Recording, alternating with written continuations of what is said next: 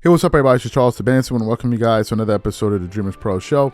We'll cover everything from sports, hot topics, classic debates, entertainment, and we'll give you guys a first perspective on things and how we see them. And today we have a pretty ridiculous show for you guys. But before we get into it, please make sure you like the video and subscribe to the channel. Also, if you want today's full show, before it comes out on YouTube, it is streaming for free on Apple Podcasts and Spotify. We have that pinned in the comment section below. You can check out the Dreamers Pro podcast. It is there so you can get it before it comes out on YouTube. Anyway, let me get into this topic here. We have reached the point of desperation. I never would have imagined that Michael Jordan's legacy would have been a bone in so many people's throat for all of these years, especially for a person that doesn't even speak publicly. You never see MJ on Twitter. You never see him anywhere. What was the last video interview you saw of Michael Jordan? I never saw it. Like this, he's never in the spotlight, but nevertheless, all you see is various people trying to go out there and throw rocks in MJ's direction. And to me, it is really telling of really his position in the sport and how threatened a lot of people are. And to me, listen, I think the Michael Jordan, LeBron James debate is quite ridiculous, if I'm being 100% sincere with you. I think it's absolutely ridiculous. And I think that you have to do so many stretches just to be able to make this thing an argument. And the minute you start coming up with all of these various concessions and hypotheticals, you know it's not an argument. You're trying to find a way to make this thing a debate when sincerely it's not. So what happened? This morning I was doing some research and I came across a ridiculous article here from fadeawayworld.net. And it said the following headline: LeBron James winning in-season tournament could build on his GOAT case, says Chandler Parsons, another thing that Michael Jordan can't have. The minute I saw that one, I was like, okay, I got to do a show about this. I got to do a show. This is stupid at this point. But before we even get into that, this video is brought to you by a brand new sponsor, SeatGeek. SeatGeek is the #1 rated ticketing app with over 28 million downloads. There are more than 70,000 events every single day on SeatGeek, including concerts, sports, festivals, and more. And with the NFL and NBA season in full swing, SeatGeek has your tickets to every game. Now, here's the best part and the reason I absolutely love SeatGeek. They put all the tickets across the web in one place to make sure you are getting a good deal. Each ticket is rated on a scale of 1 to 10. So look for the green dots. Green means good, red means bad. Every ticket is backed by the buyer's guarantee, and SeatGeek is the only site that lets you return your tickets ahead of the event. And we have great news for you because we got you guys a really, really good deal. Use code DREAMERSPRO for $20 off tickets at SeatGeek. That's $20 off your first purchase with promo code DREAMERSPRO.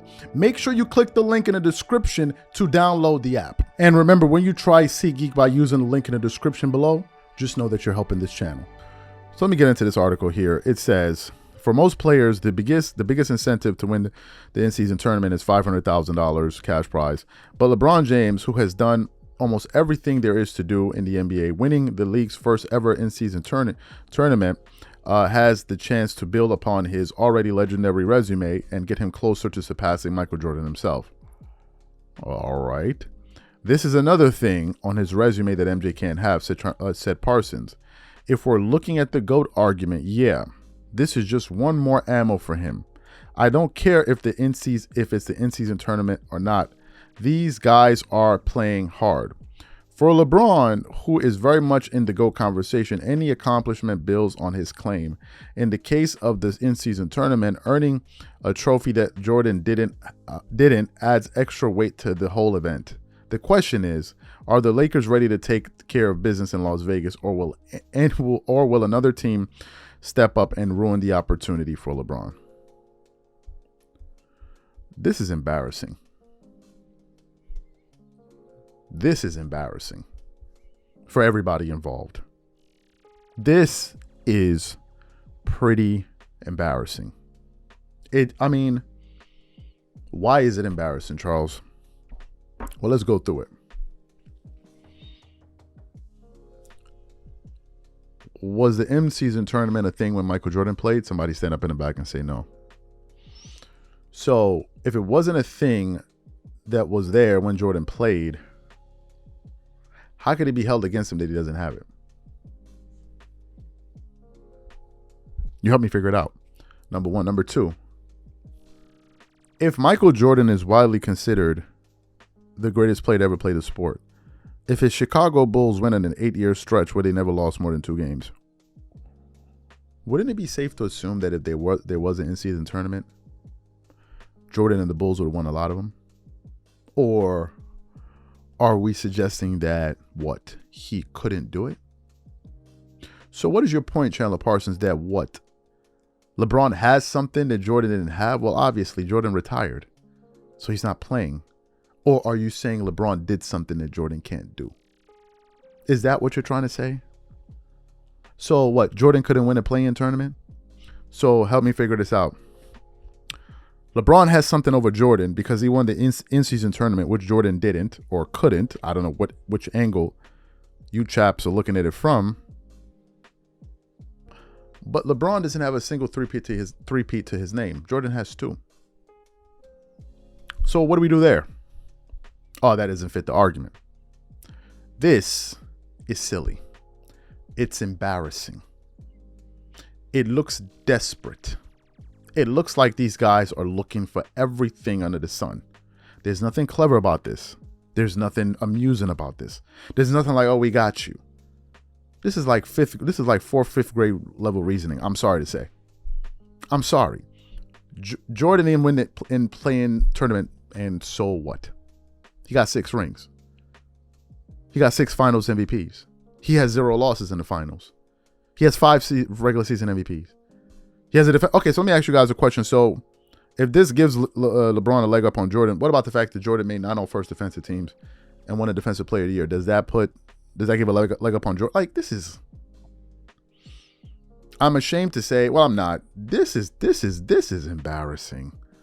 It really, really is. Like, don't y'all get tired of embarrassing yourselves? Every week, somebody's coming out and doing something embarrassing. Don't y'all get tired? Don't you get exhausted? Don't you got any friends to be like, yo, bro, what are you doing? Like, oh my goodness. This was just a joke. That Jordan didn't win the play-in. Who cares?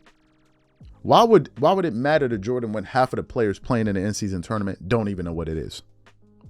I was watching the game yesterday between the Clippers and the Spurs, and Michelle Beadle said, I'm almost 100% certain that the team that wins the play-in tournament or the in-season tournament is not going to be the team that wins the NBA championship. So this is what we're playing out in the NBA for in-season tournaments. This is what it's about. This is what it's about. So, Chandler Parsons, let me ask you a question. And people that subscribe to this type of thinking. If LeBron retires next year